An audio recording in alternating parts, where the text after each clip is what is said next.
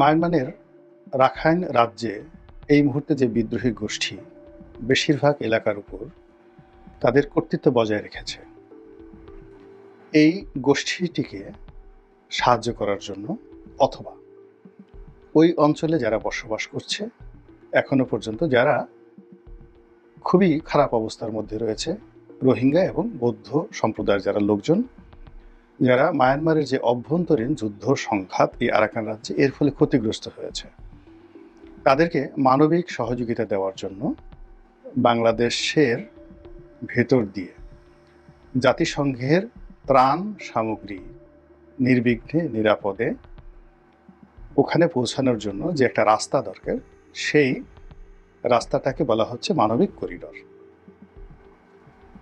আজকের দিন পর্যন্ত যে বক্তব্য, সেটা হলো সরকার বিষয়টি নীতিগতভাবে সিদ্ধান্ত নিয়েছে যে এই করিডোর দেওয়া হবে, এবং এখানে কতগুলো শর্ত রয়েছে, শর্তের সেই বিষয়গুলো এখনো ঠিক হয়নি। এই হলো মোটামুটি খবর। এখন কথাবার্তা হবে কাদের সঙ্গে? জাতিসংঘের সঙ্গে। আর জাতিসংঘ মূলত নাথিং, একটা আমেরিকার স্বার্থ রক্ষা করার জন্য একটা সিল, স্ট্যাম্প প্যাড, এর বাইরে জাতিসংঘের কোনো ভূমিকা নেই।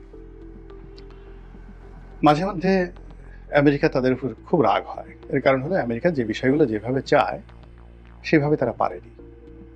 যেমন ট্রাম্প যখন প্রেসিডেন্ট ছিলেন তখন ডাব্লিউএইচওর সঙ্গে আমেরিকার সম্পর্ক খারাপ হয়ে যায় এবং আমেরিকা সেখানে তাদের ফান্ডিং দেওয়া বন্ধ করে দেয়। এবারও ট্রাম্প ক্ষমতায় এসে জাতিসংঘের অনেকগুলো প্রকল্প থেকে তাদের দেওয়া যে ফান্ডিং, এগুলো বন্ধ করে দিয়েছে। এর ফলে বহু মানুষ চাকরি হারিয়ে এখন রীতিমতো বেকার। এর কারণটা হলো যে এই জাতিসংঘের নিরাপত্তা পরিষদ থেকে শুরু করে তাদের যে আন্তর্জাতিক মানবাধিকার সংস্থা রয়েছে, এমনকি তাদের যে সাধারণ পরিষদ রয়েছে, জাতিসংঘের মহাসচিবের যে অফিস, প্রায় সব কিছুই আমেরিকা তাদের নিজেদের স্বার্থে ব্যবহার করে। দ্বিতীয়ত ইউরোপ তাদের স্বার্থে ব্যবহার করে। এখানে চীন এবং রাশিয়া কেবলমাত্র ভেটো প্রয়োগ করার ক্ষেত্রে বেশ কয়েকবার তাদের ক্ষমতা প্রয়োগ করেছে নিরাপত্তা পরিষদে, কিন্তু এর বাইরে জাতিসংঘের দৈনন্দিন কর্মকাণ্ডে আমেরিকার বাইরে কোনো একক রাষ্ট্র এখানে প্রভাব বিস্তার করতে পারেনি। মাঝে মধ্যে ফ্রান্স, ইংল্যান্ড কিংবা জার্মানি তারা ইনফ্লুয়েন্স করতে পারে, প্রভাব বিস্তার করতে পারে, কিন্তু কর্তৃত্ব করে আমেরিকা। তো বাংলাদেশে এখন জাতিসংঘ যা কিছু করছে, অর্থাৎ এই যে অ্যান্থনি গুতেরেস জাতিসংঘের মহাসচিব, তিনি এলেন রোহিঙ্গা লয়ে গিয়ে, মানে রোহিঙ্গাদের মধ্যে গিয়ে তিনি রোজা রাখলেন, ইফতার করলেন, পাঞ্জাবি পড়লেন, সব কিছুর মধ্যেই আমেরিকার গন্ধ যারা সমালোচক, বিশ্লেষক, তারা দেখতে পাচ্ছেন। আপনারা জানেন যে 50-এর দশকে এই বার্মার উপর নিয়ন্ত্রণ প্রতিষ্ঠা করার জন্য তারা একটা বার্মা অ্যাক্ট তৈরি করেছিল, এবং সেই বার্মা অ্যাক্ট কার্যকর করার জন্য তাদের বেশ কয়েকটি সুযোগ দরকার ছিল। একটা হলো বঙ্গোপসাগরে মায়ানমার, বাংলাদেশ এবং ভারতের মাঝামাঝি যে কোনো জায়গায় একটা ঘাঁটি তৈরি করা। ভারতের কর্তৃত্বে যে সকল এলাকা রয়েছে সেখানে তো সম্ভব নয়, ফলে সেন্ট মার্টিন এবং কক্সবাজার উপকূলবর্তী যে এলাকা, এই এলাকাতে পাকিস্তান জমানাতেই তারা কিন্তু চেষ্টা করেছিল, এবং তখন রাজনৈতিক অবস্থা উত্তাল হওয়ার কারণে সেটা সম্ভব হয়নি। এবং তৎকালীন মার্কিন রাষ্ট্রদূত থেকে শুরু করে এমনকি মুক্তিযুদ্ধের প্রাক্কালে, অর্থাৎ 7ই মার্চের ওই সময়গুলোতে তারা বঙ্গবন্ধু শেখ মুজিবুর রহমানকে তারা প্রস্তাব দিয়েছিলেন, স্বাধীনতা চাও, যা কিছু চাও, বিনিময়ে এখানে এরকম একটা ঘাঁটি দিয়ে দেওয়া হোক। কিন্তু বঙ্গবন্ধু সেটা যে রাজি হয়নি, এবং সেটা ওই তৎকালীন পেপার পত্রিকাতে ব্যাপকভাবে প্রচারিত হয়েছিল, এবং তিনি নিজেও একটি বক্তব্য বলেছেন যে একটি দেশের মানুষ দেশের সাথে বেইমানি করে বিদেশিদের হাতে দেশ ছেড়ে দেয়, বিক্রি করে, এটা কিভাবে করে আমি এটা ভেবে পাই না। এখন এই চলমান সময়টাতে সেই যে অতীতের বঙ্গবন্ধুর যে ভাষণ আর তার সেই বক্তব্য রীতিমতো ভাইরাল আকারে ঘুরে ঘুরে বেড়াচ্ছে। আর শেখ হাসিনার গত 2-3 বছরের যে বক্তব্য, অর্থাৎ 2022 সন থেকে পিটার ডি হার্ট যেদিন থেকে এলেন, ডোনাল্ড লু যে সময় বাংলাদেশে পরিচালিত হলেন এবং ইমরান খানের ক্ষমতা যখন চলে গেল, তখন থেকে অনবরত শেখ হাসিনা অনেকবার বলেছেন যে তাকে উচ্ছেদ করার জন্য আমেরিকা এখানে সর্বোচ্চ চেষ্টা করছে, এবং আমেরিকা তার কাছে যে জিনিসগুলো চাচ্ছে, সেন্ট মার্টিন দ্বীপ চাচ্ছে। একেবারে খোলামেলা তিনি এই কথা বলেছেন, এবং এটা আমেরিকা অস্বীকার করতে বাধ্য হয়েছে যে আমরা এই ধরনের কোনো, যাকে বলা হয়, দ্বীপ তার কাছে চাইনি। আর আমেরিকার যারা দালাল, তাদের বক্তব্য হলো যে আমেরিকা এটাতে করবে কি, আমেরিকার এখানে কোনো সামরিক ভ্যালু নাই, ইত্যাদি ইত্যাদি নানা রকম কথাবার্তা। আর সেগুলো এখন কোন পর্যায়ে চলে আসছে তা আপনি আমি হাড়ে হাড়ে টের পাচ্ছি। যেটা বলছিলাম সেটা হলো এই যে বার্মা অ্যাক্ট তারা করলো। এখন বার্মা অ্যাক্ট করার জন্য, বাস্তবায়ন করার জন্য তাদের মায়ানমারের মাটিতে তাবেদার লাগবে, দালাল লাগবে। এই জন্য তারা সুসিকে সিলেক্ট করল। সুসির পিতা মায়ানমারের বলতে গেলে জাতির পিতা, ফাদার অফ দ্য নেশন। উনি অক্সফোর্ডে পড়াশোনা করেছেন, সেখানে ইংরেজ বিয়ে করেছেন। পশ্চিমা দুনিয়াতে তার ব্যাপক পরিচিতি রয়েছে। অসাধারণ বাগ্মিতা, চমৎকার ইংরেজি বলেন, এবং মায়ানমারের নারীদের যে স্বাভাবিক সৌন্দর্য তার সাথে অনেক অনেক উঁচু মার্গের তার সৌন্দর্য এবং শিক্ষা। এবং প্রথম যৌবনে আমেরিকা তাকে রিক্রুট করে। কিন্তু মায়ানমারের সামরিক জান্তা চীন তারা টের পেয়ে যান।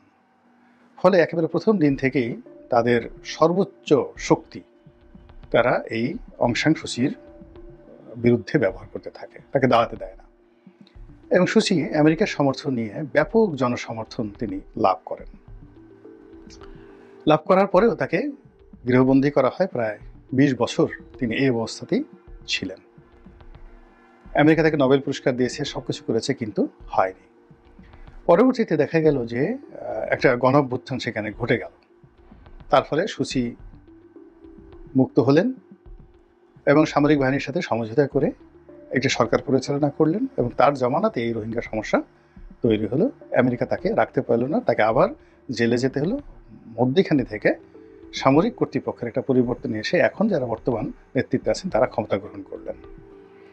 এবং সেই ক্ষমতা গ্রহণ করার পর আমেরিকা এখন রীতিমতো পাগল হয়ে গেছে। এর কারণ হলো মধ্যপ্রাচ্যে তাদের দ্বার বন্ধ হয়ে গেছে, ইউরোপে তাদের আয় রোজগার কমে গেছে, অভ্যন্তরীণ চাহিদা তাদের কমে গেছে। ফলে এখন যে কোনো মূল্যে অর্থনীতিটি বাংলাদেশ, ভারত, পাকিস্তান, নেপাল, ইন্দোনেশিয়া, সিঙ্গাপুর এই বেল্টে চলে এসেছে, এবং গ্লোবাল জিডিপির অর্ধেকেরও বেশি এই কয়েকটি এলাকাতে তারা এখন ট্রানজ্যাকশন হচ্ছে।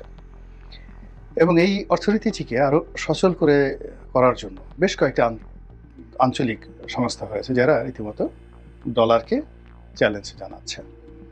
ফলে এই এলাকার স্থিতিশীলতা নষ্ট করা, এই এলাকাতে বার্মা অ্যাক্টের বাস্তবায়ন করা, এখানে তাদের যে উপস্থিতি, এটি তাদের অস্তিত্বের প্রশ্ন হয়ে গেছে। এবং ঠিক সেই সময়টিতে বাংলাদেশে একটা বিপ্লব হয়েছে, ডক্টর মোহাম্মদ ইউনূস ক্ষমতায় এসেছে, এবং সেই সময়টিতে করিডোর নিয়ে কথাবার্তা হচ্ছে।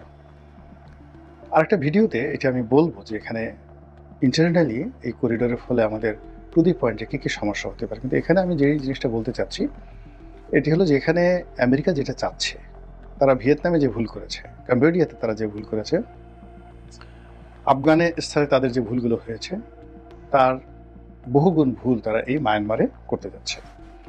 এর কারণ হলো এখানে স্পষ্টত 3টি জাতি গোষ্ঠীকে তারা জড়িয়ে ফেলেছে। রোহিঙ্গা মুসলিম, আরাকান আর্মিদের যারা বুদ্ধিস্ট তারা, আর কুকিচিন যারা রয়েছে তারা খ্রিস্টান। 3টি জাতি গোষ্ঠী। অতীতে তারা যে সমস্যাগুলো যেখানে তৈরি করেছে, এখানে এরকম 3টি জাতি গোষ্ঠী যারা সবাই সশস্ত্র। এখানে রোহিঙ্গাদের হাতে অস্ত্র আছে, বৌদ্ধদের হাতে অস্ত্র আছে, খ্রিস্টানদের হাতে অস্ত্র আছে। এইরকম আপনি আফগানিস্তানে অন্য কোনো দেশে দেখতে পাবেন না। This is there first problem. Second problem হলো এখানে 3টি মেজর আর্মি সরাসরি এখানে জড়িয়ে পড়বে। বাংলাদেশ সেনাবাহিনী, ভারতীয় সেনাবাহিনী, মায়ানমারের সেনাবাহিনী, পেছন থাকবে চীনের মদত। এরপর সীমান্তে 3টি বৃহৎ শক্তিশালী দেশ, বাংলাদেশ, ভারত, চীন। এই 3টে রাষ্ট্রই মার্কিন যুক্তরাষ্ট্র যা কিছু করবে আমাদের এই করিডোর ব্যবহার করে সবকিছুর বিরুদ্ধে তারা থাকবে। এই ফলে যে একটা রসায়ন তৈরি হবে, একটা বিষাক্ত পরিবেশ তৈরি হবে, পুরো বিষক্রিয়াটি বাংলাদেশের উপরে পড়বে। আপনি আমি যারা এই সময়টিতে চোখ বুজে আছি, চুপ করে আছি, কথা বলছি না, বিশ্বাস করেন পরিবেশ এবং পরিস্থিতি যখন খারাপ হবে, আপনি আমি আমাদের পালানোর মতো কোনো জায়গা নেই। এর কারণ হলো যে আগামীতে যে পরিবেশ এবং পরিস্থিতি, আপনি গাজার কথা চিন্তা করুন। গাজার লোকজন যেই জায়গাতে তারা আবদ্ধ, সেখান থেকে তাদের কিন্তু কোনো পালানোর জায়গা নেই, বড়জোর তারা সুড়ঙ্গের মধ্যে যেতে পারছে। এবং পুরো ফিলিস্তিনি যদি এলাকা যদি আপনি ধরেন, তাহলে সেখানে হয়তো তাদের জর্ডান আছে, তারপর তাদের সঙ্গে কুয়েত আছে, মিশর আছে, কিন্তু গাজার যে জায়গাটুকু, সেই জায়গাতে তাদের পালানোর মতো কোনো জায়গা নেই, ফলে অঘরে প্রাণ হারাচ্ছে। আমাদের পুরো বাংলাদেশ যদি দেখেন, চারিদিক থেকেই যদি দেখেন, একদিকে সমুদ্র, অন্যদিকে মায়ানমার, আর তিন দিকে ভারত বেষ্টিত। তো এখন মায়ানমারের সাথে আপনার গন্ডগোল, ভারতের সাথে গন্ডগোল, আপনি যাবেন কোথায় বলেন? প্লেনটাই তো আপনি উড়াতে পারবেন না বাংলাদেশ থেকে। ব্যবসা বাণিজ্য, খাওয়া দাওয়া থেকে শুরু করে মানে জীবনের কোনো একটা জায়গাতে তো আমাদের স্বয়ংসম্পূর্ণতা নেই। আমরা যেভাবে খাবার খাই, চাল খাই, এত অধিক পরিমাণ চাল পৃথিবীর কোনো দেশে খায় না। ফলে যখন আমাদের বাম্পার ফলন হয় প্রকৃতিতে, চাল উদ্বৃত্ত থাকে, আর ফলন যখন না হয়, সারা দুনিয়া থেকে আমরা চাল আনি এবং চালের মার্কেট তছনছ করে দিই। একইভাবে আমরা যেভাবে গম খাই, অর্থাৎ আমাদের খাদ্যের মধ্যে 5 to 10% থাকে ডাল, মাছ, মাংস, প্রোটিন, অন্যান্য যে জিনিসগুলো, আর 90 to 95% ভাত থাকে। এর সঙ্গে আমরা পেঁয়াজ, আদা, মরিচ, মানে আমাদের দৈনন্দিন যে জিনিসগুলো লাগে, একটি আইটেম আমরা স্বয়ংসম্পূর্ণ নই। অনেকে বলে আমরা ডিমে স্বয়ংসম্পূর্ণ হয়েছি, তারপরে মুরগিতে স্বয়ংসম্পূর্ণ হয়েছি, কিন্তু ডিমের জন্য বা মুরগির জন্য যে খাদ্য, ওষুধ, সেগুলোকে আমরা তৈরি করতে পারছি? কিংবা আমরা যে বছর বাম্পার ফল, এখন পুরোটাই তো আমাদের যে বীজের জন্য আমাদেরকে চীনের প্রতি নির্ভর করতে হচ্ছে। আমাদের নিজস্ব আগে যেভাবে, আজ থেকে ধরেন 40 বছর আগে 100% আমাদের যে ধানের যে বীজগুলো, আউশ, আমন, বোরো, ইরি, এই পুরোটাই আমরা নিজেরা তৈরি করতাম। এখন আমাদের সেইটা না, বাজার থেকে আমরা বীজ ধান কিনি এবং এগুলো আমদানিকৃত।